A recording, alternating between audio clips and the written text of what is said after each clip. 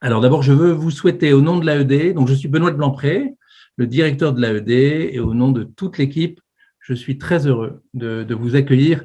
Merci infiniment d'être à nos côtés ce soir pour 1 heure, d'être aux côtés, au chevet de la Syrie, qui mérite tellement notre attention. Je suis très heureux d'accueillir donc Thomas Oswald, qui est collaborateur de l'AED, qui travaille notamment pour notre magazine L'Église dans le monde et qui rentre d'une mission sur le terrain. Et c'est lui que nous allons écouter ce soir. Il sera interrogé à ses côtés par Anne-Marie Michel, qui est également collaboratrice de l'AED, et c'est elle qui posera, à l'issue de l'intervention de Thomas, qui posera des questions et qui posera vos questions. Alors, un petit mot d'introduction rapide sur la Syrie.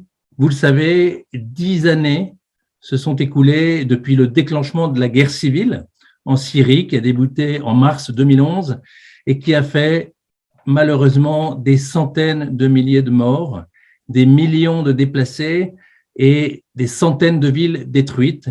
Aujourd'hui, le pays traverse une crise économique et sociale majeure. Rendez-vous compte, on dit que la moitié de la population syrienne, qui s'élevait il y a 10 ans à 23 millions d'habitants, la moitié de cette population a été forcée de partir. 5,5 millions de Syriens ont fui le pays et sont désormais réfugiés, notamment majoritairement en Turquie. 6,7 millions de Syriens sont déplacés internes en Syrie. Et les chrétiens qui représentaient 10% de la population au début du conflit en 2011, on estime aujourd'hui qu'il ne serait plus que 3%. Alors, le nonce apostolique en Syrie, le cardinal Zenari, a récemment déclaré que 90% de la population vit en dessous du seuil de pauvreté, quasiment toute la population. Et le pape François a qualifié de scandale la situation de ce pays déchiré par la guerre.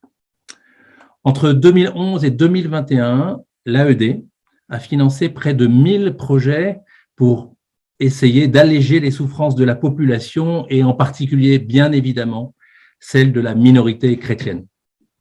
L'aide apportée par l'AED grâce à nos bienfaiteurs, grâce à chacun d'entre vous, est principalement une aide d'urgence. Il s'agit notamment de projets d'assistance médicale, de construction ou de reconstruction de logements, l'achat de colis alimentaires et notamment du lait pour les enfants, d'aide à la scolarisation, de soutien des petits, des enfants et des personnes âgées. Et alors, chers amis, je veux vraiment profiter de ce temps passé ensemble pour vous remercier de vive voix, de tout cœur, au nom de l'AED et au nom de nos frères syriens pour l'aide généreuse et fidèle que vous apportez à ce peuple que nous aimons tant depuis 10 ans.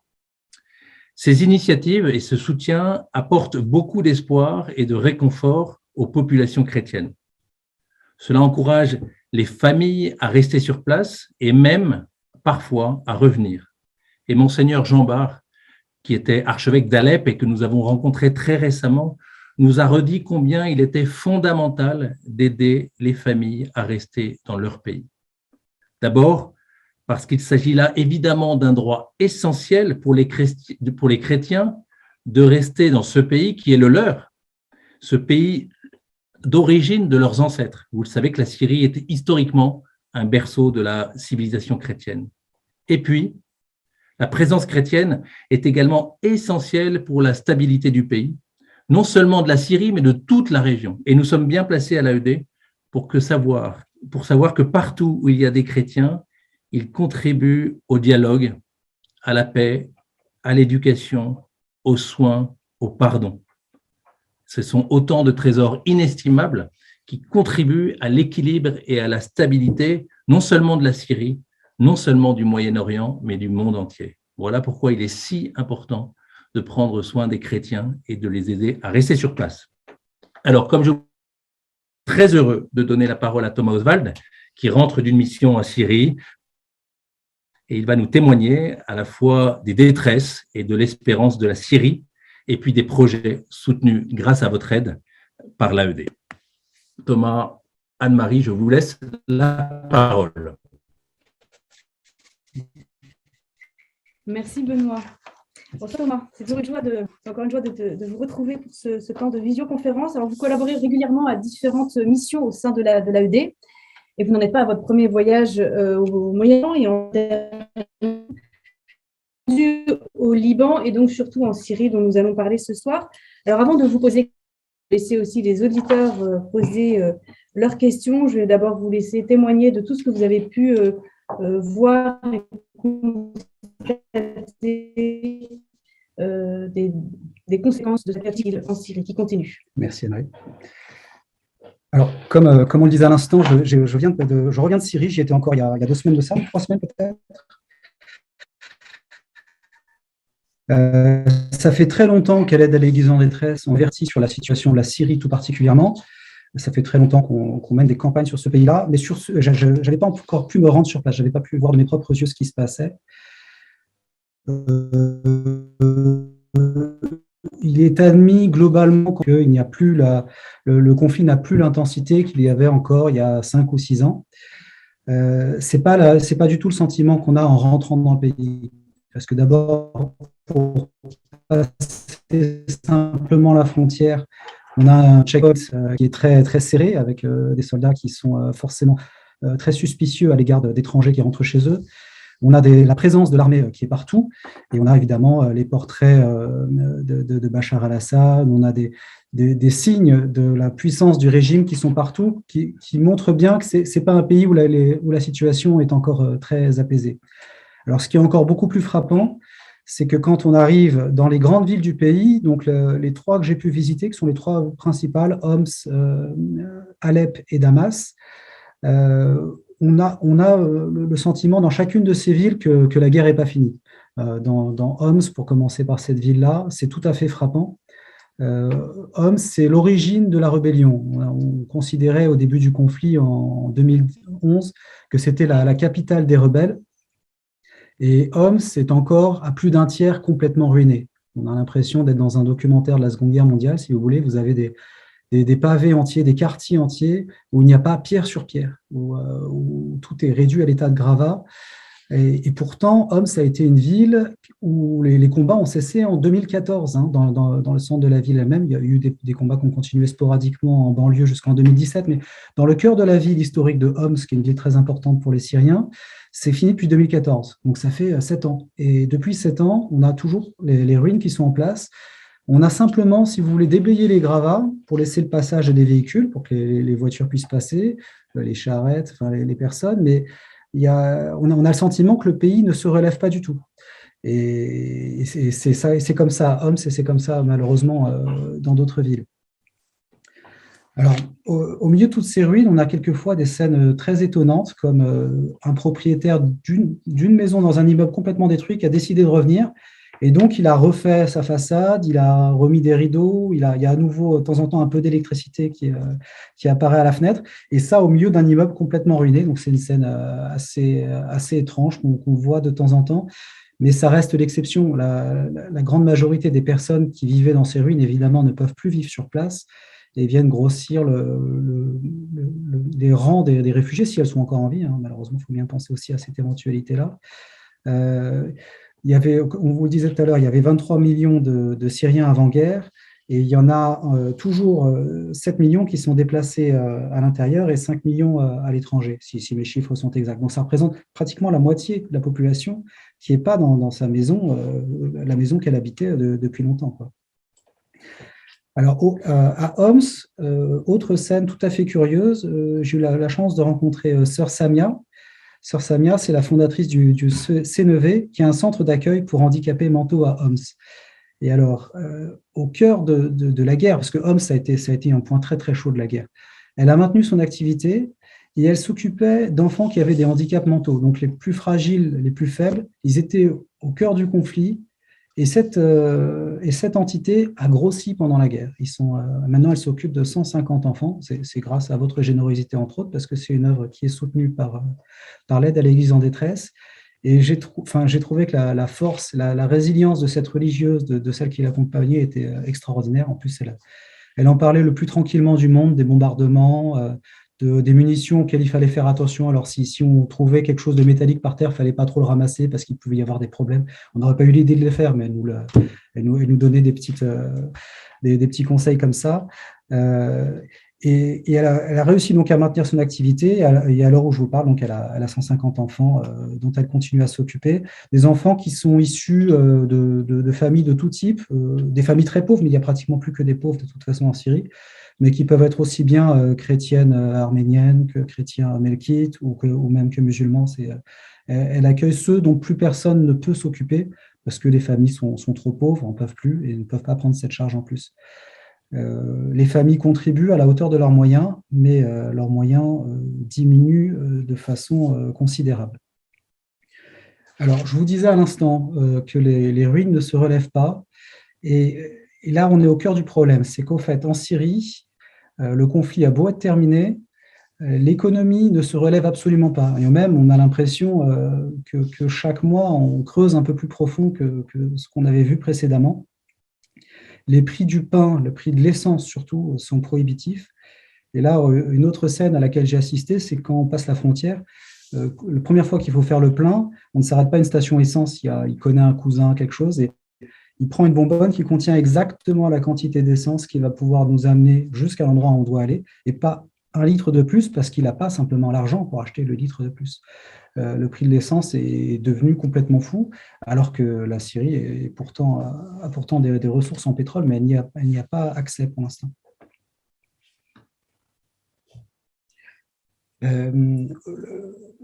Pardon. Au niveau des soins de santé, le problème est le même que pour l'essence, c'est-à-dire que tous les prix sont devenus prohibitifs. Donc, il y a des gens qui ont des maladies bénignes qui ne peuvent pas se faire soigner. Les médicaments sont devenus hors de portée. Et on ne voit pas bien comment est-ce qu'on va pouvoir sortir de cette crise économique, du moins à vue humaine. Alors là, je vais citer à nouveau le nonce apostolique en Syrie, donc Monseigneur Mario Zenari, à qui on parlait de tout ça. On ne comprenait pas pourquoi est-ce que le pays ne se relevait pas. On faisait le parallèle, par exemple, avec la France d'après-guerre. En 1945, la France était complètement ruinée, peut-être même plus que la Syrie maintenant. Enfin, il faudrait discuter, mais ça doit être comparable. Mais la France s'est tout de même relevée, même s'il y avait une pauvreté terrible à cette époque-là. Là, on ne voyait pas de signe de relèvement, alors qu'encore une fois, la guerre est finie dans la plus grande partie du pays. Alors, le nonce apostolique nous expliquait que le problème, c'est que les forces vives de la Syrie sont sorties. Les millions de réfugiés qui sont partis du pays, ce sont les personnes les plus jeunes, les mieux formées, et par conséquent, on n'a plus ces forces vives à l'intérieur du pays. Ça, c'est une partie du problème. L'autre partie du problème, c'est que la Syrie, déjà, n'avait pas une économie très forte avant la guerre, et là, elle ne peut pas se relever parce qu'elle n'a pas la possibilité de faire du commerce normalement avec l'extérieur.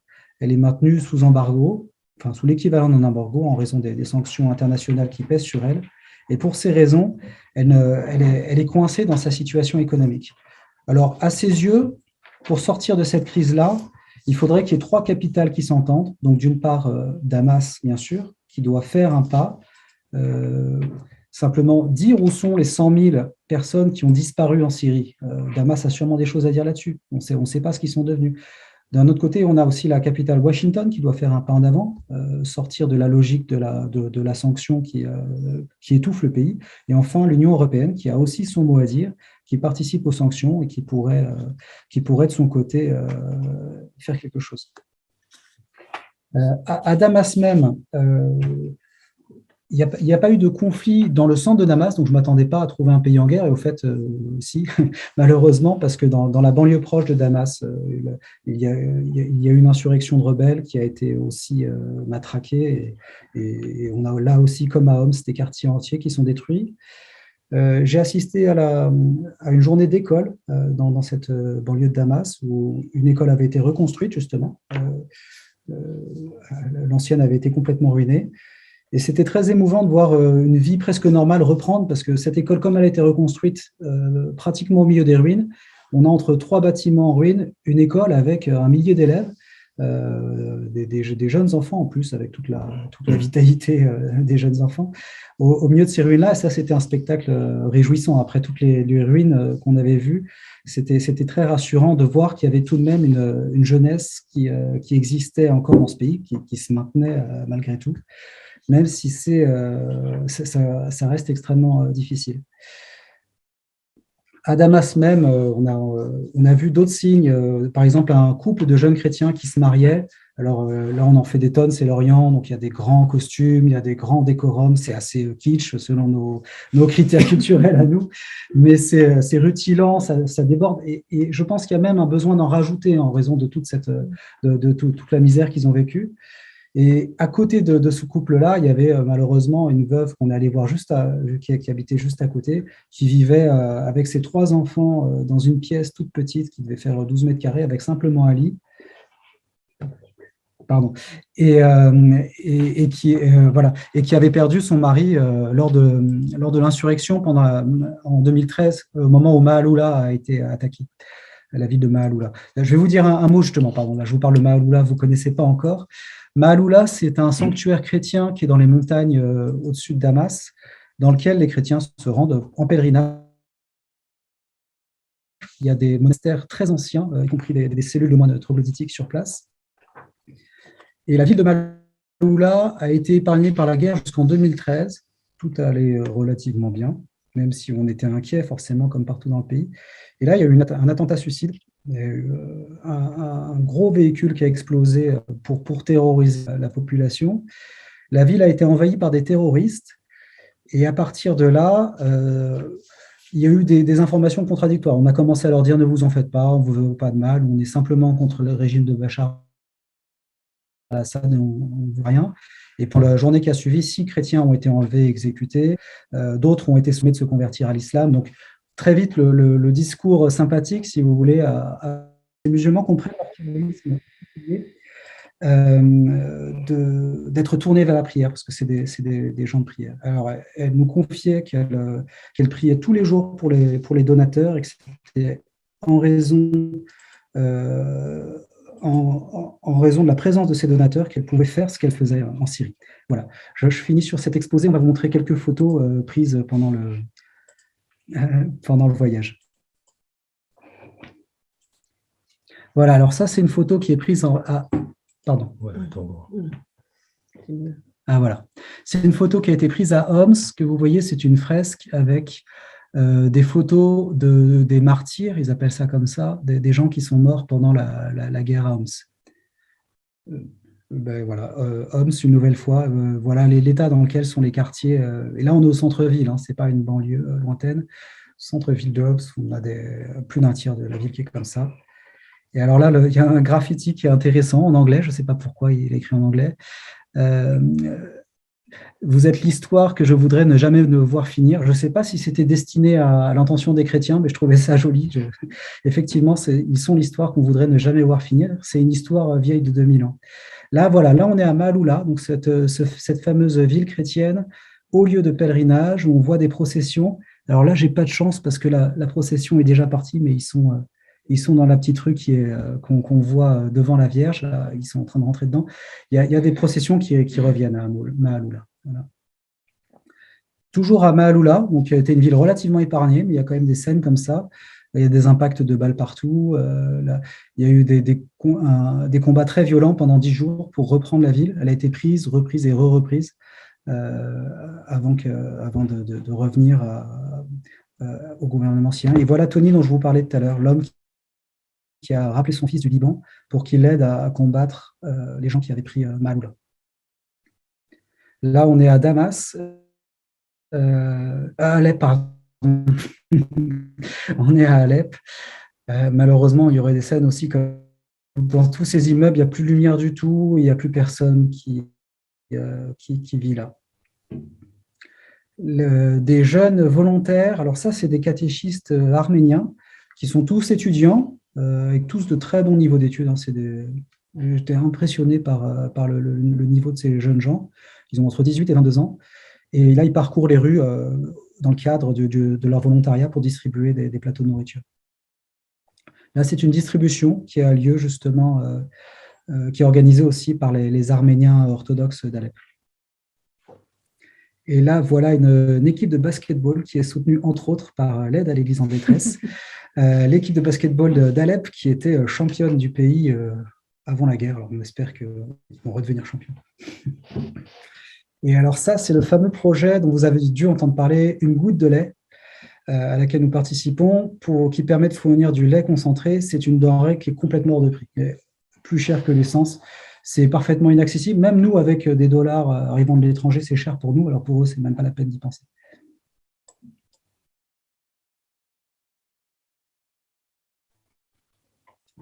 Voilà. Merci beaucoup, Thomas, pour votre présentation de ce retour de ce voyage que vous nous offrez. La situation est effectivement préoccupante, alarmante et suscite notre prière intense pour toute cette population. Une chose m'a frappée dans ce que vous avez dit. Beaucoup de Syriens que vous avez rencontrés vous ont dit que la situation était finalement pire maintenant que pendant la guerre. Comment a pu évoluer cette situation? Pourquoi c'est de pire en pire? Alors, ils disent tous que c'est pire que pendant la guerre en ce moment parce qu'ils n'ont plus les moyens de vivre. Simplement, même s'ils trouvent un travail, ça ne leur suffit plus pour vivre. Et ça, malheureusement, c'est quelque chose qu'on a retrouvé partout, c'est qu'ils ont le sentiment que quoi qu'ils fassent, de toute façon, ils sont perdus. Pendant la guerre, ils avaient peur, il y avait des explosions, il y avait le risque de mourir dans un bombardement, mais ils arrivaient encore économiquement à s'en sortir. Là, c'est fini. Ils ont l'impression qu'ils sont dans une impasse. Vous disiez justement qu'une des raisons de cette aggravation, c'est que les forces vives sont parties. Vous avez évoqué des chiffres de à peu près la moitié de la population qui a quitté le pays ou qui est déplacée en interne. Les forces vives sont parties. Y a-t-il des moyens de les attirer de nouveau? Oui, alors il y a tout ce qu'on peut faire pour redévelopper le pays aide, mais le premier point, c'est l'éducation. Parce que du moment qu'ils ont la nourriture quotidienne, le souci suivant, c'est l'éducation. Ils resteront, enfin pour les chrétiens en tout cas, les autres, je ne les connais pas assez bien, mais les chrétiens restent à partir du moment où ils ont le nécessaire strict minimum pour vivre. Mais qui peuvent mettre leurs enfants à l'école. Ça, c'est vraiment leur priorité numéro 1, c'est l'école pour les enfants. Mais je dirais pour ceux qui sont partis, est-ce qu'il y aurait un espoir aussi de reconstruction économique via la diaspora, comme ça a été le cas au Liban? C'est-à-dire que la diaspora participait à la reconstruction. La diaspora syrienne n'a pas les moyens que la diaspora libanaise, et on n'est pas du tout dans les mêmes proportions. Le Liban est un petit pays de 5 millions d'habitants officiellement. En Syrie, ils étaient 23 millions, donc on n'est pas sous les mêmes rapports. Malheureusement, je pense qu'on ne peut pas compter uniquement là-dessus. Même si toutes ces forces vives ont un potentiel, vous en parliez, pour des jeunes, un potentiel important. Et tout particulièrement les chrétiens. Je suis très frappé du niveau d'éducation des chrétiens et de leur volontarisme. Ils représentent une force extraordinaire pour la Syrie. Oui. Parlez un petit peu des sanctions internationales et de l'embargo. Est-ce que vous pouvez détailler un peu les effets que ça fait au niveau de la population et est-ce que c'est efficace? Je ne veux pas rentrer trop dans trop de considérations politiques, mais effectivement, sur le terrain, ce qu'on voit, c'est que c'est désastreux. C'est que les sanctions économiques frappent surtout les plus pauvres. Ça a des effets très pervers dans tous les domaines, y compris dans le domaine médical, qu'elles ne sont pas censées frapper. Normalement, c'est sur les produits pétroliers. Mais à partir du moment où on prive un pays d'essence, tout devient beaucoup plus cher, en fait. Donc, par cascade, ça a des effets absolument désastreux. Oui. Il y a quand même des représentants religieux qui ont témoigné, qui demandent… tous les représentants religieux de Syrie sont unanimes pour dire qu'il faut les cesser. Ça, c'est évident. Il y a un espoir? Ça, malheureusement, c'est comme disait le nonce apostolique, il faudrait que 3 capitales fassent un pas l'une vers l'autre. Et ça c'est assez bloqué en ce moment. Alors vous disiez que la guerre est à la fois terminée, mais pas complètement. Il y a des poches encore de conflits. Comment se positionnent les belligérants ou les anciens belligérants? Est-ce que certains s'estiment vaincus? S'avouent vaincus? Comment se positionne l'Occident par rapport à ça? L'Occident, sa façon de rester dans le conflit, c'est justement les sanctions, malheureusement. Et il existe encore des endroits où il y a manifestement des forces spéciales de l'Occident qui agissent, notamment au nord-est du pays, aux côtés des Kurdes. Mais l'idée que le régime de Bachar al-Assad allait tomber, plus personne n'y croit. c'est fini. Enfin, et le malheur, c'est qu'il y a 6-7 ans, tout le monde le disait, on en était persuadé et ça ne s'est pas passé comme ça. Et du coup, faire marche arrière, accepter une Syrie telle qu'elle est maintenant pour recommencer, c'est très compliqué. Ouais, c'est-à-dire quand même que Bachar el-Assad et Vladimir Poutine, est-ce qu'on peut les estimer gagnants pour autant? Bachar el-Assad, en fait, il n'a pas le choix. C'est-à-dire qu'il sait très bien que si les rebelles l'avaient emporté, lui et tout son clan auraient été exterminés. Donc, de toute façon, il n'avait pas le choix. Il est vainqueur, oui, il est vainqueur d'un cimetière et d'un pays en ruine, si vous voulez. Et de même pour Poutine, il a probablement gagné son accès au port de Syrie, mais à un prix exorbitant. Les Syriens que vous avez pu rencontrer, peuvent-ils dire aussi, comme on le dit en Occident, et vous l'avez dit vous-même, le conflit appartient au passé? Est-ce que pour eux, c'est le même ressenti ou... Non, tant que la situation économique ne se sera pas améliorée, ils sont encore dans le conflit. C'est une autre forme de conflit que ce qu'il y a eu avant pour la majorité d'entre eux qui n'habitent pas dans la zone d'Idlib où il y a encore la guerre. Mais le conflit n'est pas fini. La Syrie d'avant 2011 se portait assez bien. Hein. Il y avait ça restait un pays pauvre, mais il y avait une progression économique très, très forte. Ouais. Est-ce qu'il y a, je dirais, vous évoquez encore des tensions dans la population, est-ce qu'il y a encore des désirs de vengeance, parce que la souffrance est telle qu'il peut y avoir des exactions par vengeance qui affaibliraient encore? Oui, ça c'est certain. Et puis il y a des divisions, y compris parmi les chrétiens d'ailleurs. Il y a des divisions très fortes au sein des groupes musulmans, entre sunnites, chiites, alaouites évidemment. Il y a des dissensions entre les Kurdes et les Syriens majoritaires, parce que les Kurdes veulent avoir leur État indépendant, mais la bande de terrain qu'ils ont s'octroie tous les puits de pétrole du pays, donc forcément ça pose problème. En plus, les Kurdes en Syrie ne sont pas comme les Kurdes en Irak, ils ne sont pas majoritaires à l'endroit où ils habitent. Ils doivent représenter 40%, si vous voulez, de la population au nord-est de la Syrie, donc ils n'ont pas la même légitimité à réclamer un Kurdistan séparé. La situation est beaucoup plus compliquée. Donc, il y a des tensions qui subsistent. Il y a régulièrement des escarmouches entre l'armée arabe syrienne et les forces de sécurité kurdes. Pour autant, il n'y a pas de guerre ouverte. On va s'attaquer un jour parce qu'il y a ce point qu'on veut ensemble, mais après, on va s'entendre. De toute façon, on a l'un et l'autre d'autres chats à fouetter. Mais c'est ce que j'allais dire. Est-ce qu'il y a aussi des mouvements, je dirais, des alliances qui peuvent se créer, des modifications de l'échiquier des en permanence, mais c'est le Moyen-Orient. Hein. Il ne faut pas perdre de vue que nous, sur nos cartes, on imagine qu'il y a Daesh d'un côté, qu'il y a Al-Nosra de l'autre. C'est beaucoup plus fluide que ça. Hein. Le front Al-Nosra officiellement n'existe plus, mais au fait, ils sont tous à Idlib ou ailleurs. Les gens de Daesh pouvaient passer de Daesh à Al-Nosra. Les gens de l'armée syrienne libre ont tous basculé dans un groupe djihadiste. Donc, on voit bien que c'est pas une guerre des tranchées. Sont poreuses. Il n'y a pas de frontières, en fait. Il n'y a pas de frontières. Dans leur tête, il n'y a pas de frontières. Ce qui compte, c'est le clan chez eux. C'est le clan qui est en premier. Peut-être même avant la religion. C'est vraiment le clan qui est en tout premier. Et le reste se construit avec des alliances qui se font, se défont.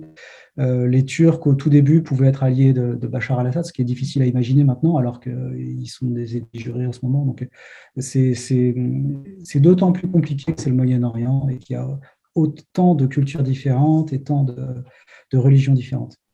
Alors, avant de revenir peut-être à la situation du Syrien de base, si l'on peut dire, est-ce qu'il y a encore des mouvements de population, à la fois des gens qui quittent encore le pays, ou inversement, des mouvements plus ou moins massifs de gens qui quitteraient certains camps?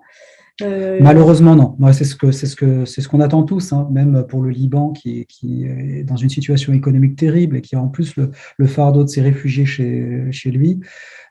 Pour les Syriens, on souhaiterait que les forces vives reviennent, mais pour l'instant, on n'assiste pas à un retour massif, sauf exception comme Maaloula, dont je parlais tout à l'heure. On a des gens qui partent, on a des chrétiens qui partent, et d'Alep, on avait un témoignage, les seuls chrétiens qui étaient revenus, c'était les chrétiens qui étaient partis au Venezuela, parce que là, ils ont trouvé une situation économique tellement terrible que des gens qui venaient de Syrie et qui n'avaient aucune clé pour survivre ne pouvaient pas du tout. Enfin, là, ils n'avaient même plus la galette de pain pour vivre, il fallait qu'ils rentrent tout de suite en Syrie. Et on a même eu des témoignages de chrétiens qui partaient pour la Somalie. Donc, je sais pas Et si... pourquoi la Somalie? Parce qu'en Somalie, ils pouvaient travailler, ils pouvaient vivre, même si c'est un pays extrêmement dangereux, que c'est un pays musulman en très grande majorité. Ils préféraient aller là-bas. Il y en a d'autres qui payent des fortunes pour aller en ce moment en Biélorussie et qui se retrouvent avec le flux des réfugiés à la frontière de la Pologne. Comment s'organise un petit peu la vie des Syriens qui sont restés? Alors, vous avez un peu évoqué les écoles, vous en avez visité une qui était finalement, heureusement, remplie d'enfants. Comment se passe la distribution alimentaire, si on Alors, justement, sur cette école-là, les enfants ne sont sur place que pendant 3 jours par semaine. Le reste du travail se fait en distanciel, comme on dit maintenant, mais ce n'est pas à cause du coronavirus, c'est parce que l'essence coûte trop cher. Donc, ils affrètent des bus pour faire venir les enfants à l'école, mais ils ne peuvent pas le faire tout le temps parce que c'est vraiment trop cher. Et si l'essence continue à monter, ce sera bientôt 2 jours parce que ce n'est pas tenable financièrement. Ils ne peuvent pas le faire en distanciel non plus s'il n'y a plus d'électricité, il n'y a pas d'Internet, il n'y a rien. Donc, il y a une déscolarisation. Il y a une déscolarisation. Après, les parents suivent autant qu'ils peuvent les écoles, mais effectivement, ça devient très compliqué. Oui. Et ça, c'est la ligne rouge pour les chrétiens. À partir du moment où ils ne peuvent pas mettre leur enfant à l'école, il faut qu'ils partent. Parce que ça, ils savent bien que c'est des pays où on ne va pas leur donner de job facilement. Il faut qu'ils aient un niveau d'éducation supérieur aux autres. Ils sont contraints d'être supérieurs aux autres. Donc, il faut qu'à l'école, ça se passe très bien.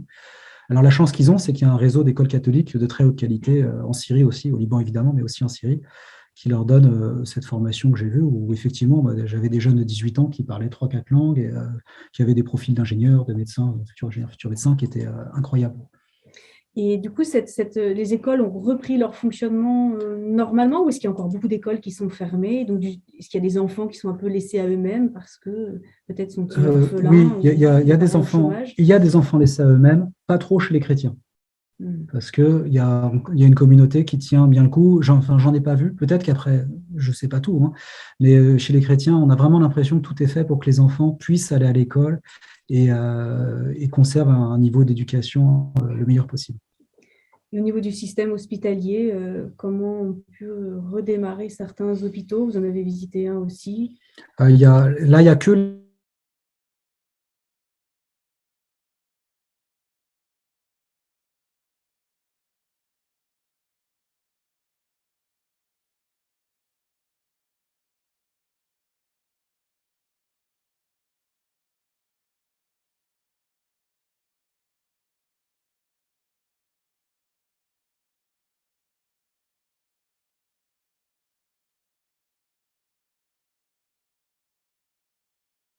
Je ne dis pas que le coronavirus est un problème, mais quand on est en Syrie, au milieu des bâtiments en ruine, on s'inquiète du choléra à la limite, mais du coronavirus, non. Revenons aux pays voisins du Liban. En quoi la crise libanaise, qui est aussi effroyable, affaiblit-elle encore la Syrie? Quels sont les enjeux entre les deux pays? Alors, le Liban, c'était un pays excessivement riche, surtout par rapport à la Syrie, et avec lequel beaucoup de chrétiens, toujours, je reviens aux chrétiens qui étaient mes interlocuteurs, ils avaient des relations commerciales. Et typiquement à Homs vivait entièrement du commerce avec le Liban. Donc à partir du moment où l'économie du Liban s'est effondrée, ça aggrave la situation évidemment en Syrie. Et le Liban, ça s'est effondré en 4 ans et ils sont tombés de très très haut. J'aimerais qu'on consacre quand même quelques temps, avant de passer aux questions de vous tous, auditeurs, aux églises chrétiennes. Comment les communautés ont-elles pu se reconstituer? Elles ont pu être dispersées, évidemment atteintes de façon très douloureuse. Est-ce qu'il y a aussi des pertes irrémédiables du patrimoine religieux syrien? Oui, malheureusement, il y a des pertes de patrimoine. Et à Maaloula, en particulier, ils avaient une cloche qui contenait un alliage d'or. Alors évidemment, quand les djihadistes s'en sont emparés, ils sont partis avec la cloche. Mais il y a malheureusement beaucoup de pertes. Il y a une église à Damas qui a été pillée. Alors on ne sait pas si c'est par les rebelles ou par d'autres, mais le problème des conflits, c'est qu'évidemment, on a tous les bandits qui en profitent, qui récupèrent ce qu'ils peuvent, quoi. Donc, on a des pertes, effectivement. On va peut-être, si vous le voulez bien, passer à quelques questions de vous tous, auditeurs. On vous remercie encore de votre présence. Qu'est-ce qui empêche de redémarrer la filière pétrolière? D'abord, la Syrie ne raffinait pas elle-même son pétrole, donc elle était dépendante des pays étrangers pour le faire, d'une part. Et d'autre part, les puits de pétrole sont situés en zone kurde, et donc ils n'y ont plus accès. Pendant la guerre, la Syrie avait manifestement des contrats avec Daesh pour se procurer du pétrole. Daesh n'existe plus, donc ils ont plus de partenaires commerciaux là, et donc ils ont effectivement de très grosses difficultés à s'approvisionner en pétrole. Est-ce que les familles exilées, est-ce qu'elles ont peur d'un retour en Syrie à cause des islamistes, ou est-ce que c'est pour d'autres raisons économiques notamment? Je ne peux pas répondre. Faudrait répondre au cas par cas. Évidemment, il y en a qui ont peur, c'est certain. On entend des histoires où il y aurait des voisins musulmans qui auraient pris parti pour Al-Nosra. Quelquefois, on entend ça. Donc ça, évidemment, ça fait très peur. J'ai l'impression que le problème principal, ça reste le problème économique. Et dans la majorité des endroits où j'ai été, les chrétiens disaient qu'ils avaient des bonnes relations avec leurs voisins, au contraire, qu'ils s'entendaient bien et qu'à la limite, la guerre les avait rapprochés parce qu'ils étaient tous dans le même bateau et les musulmans qui étaient leurs voisins voyaient bien que les chrétiens souffraient comme eux et les aidaient comme eux. Alors, il y a un auditeur qui s'intéresse au monastère Saint-Jacques. Est-ce que vous avez... Malheureusement, je ne sais pas duquel il s'agit, non.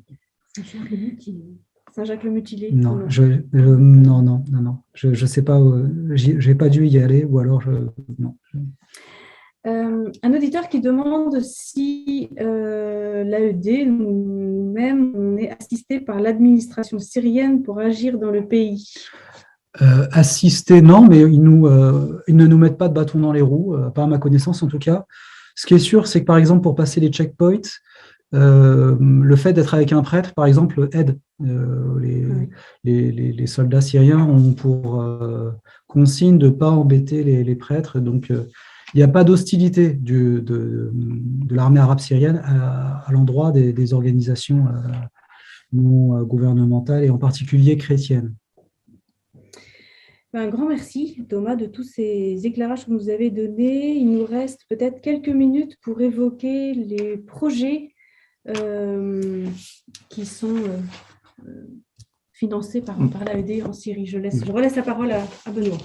Merci infiniment, Thomas et Anne-Marie. Merci, Thomas, pour ce témoignage vivant, très profond, et nous décrivant cette réalité de la vie en Syrie aujourd'hui, et à la fois les grandes difficultés que traverse la population, et puis voilà, quelques touches d'espoir. Et voilà, c'était très beau et très intéressant à entendre pour comprendre de près ce que vit cette population depuis si longtemps et comment elle essaye de s'accrocher à son avenir. Thomas l'a dit, je vous l'ai dit en introduction, vraiment, nous voulons vous remercier pour le soutien que vous apportez aux projets portés par l'AED. Ce sont des projets qui viennent du terrain, par l'Église locale, qui nous demande de l'aide. Et c'est grâce à chacun d'entre vous que nous pouvons répondre à ces projets. Thomas nous disait que sur le terrain, ils ont tout à fait conscience que l'argent qui arrive, c'est vraiment vous qui l'apportez.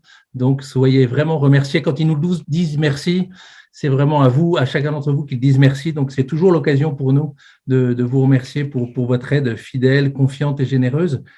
J'évoque 3 projets qui sont en cours actuellement en Syrie et qui montrent un peu la diversité des besoins.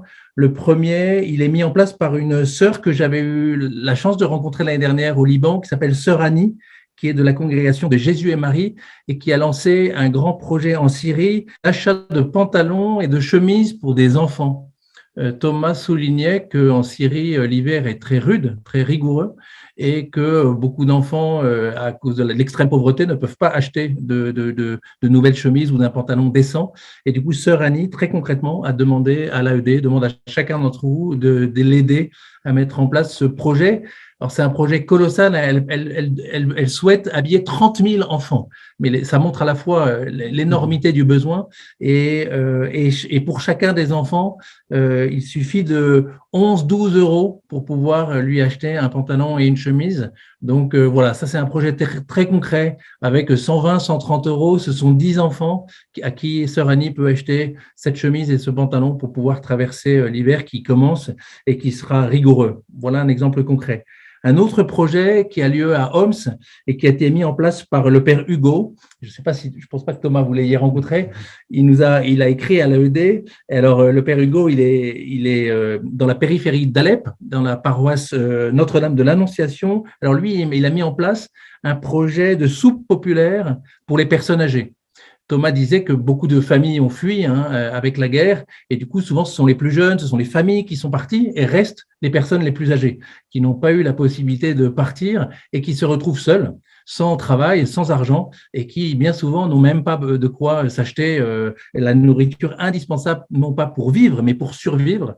Et du coup, le père Hugo, lui aussi, a lancé un projet. Alors, Sœur Annie, c'était pour les enfants. Le père Hugo, ce sont pour les personnes âgées, pour leur permettre de recevoir de la nourriture chaque jour de la semaine, 6 jours par semaine. Et alors, le père Hugo, lui, il s'est lancé dans l'aide de 100 personnes âgées. Et chaque repas pour une année coûte à peu près 200 €.